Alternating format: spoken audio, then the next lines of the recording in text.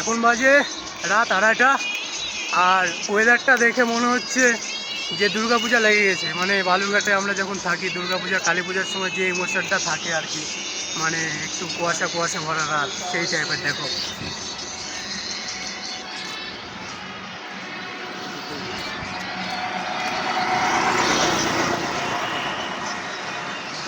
ওই যে হালকা হালকা কুয়াশা আছে।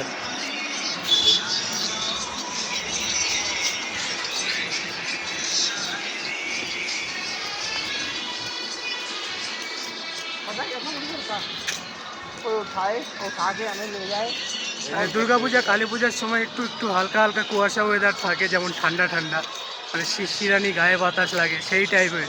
না আলাদা লেভেলের ইমোশন কাজ করে একটা। ও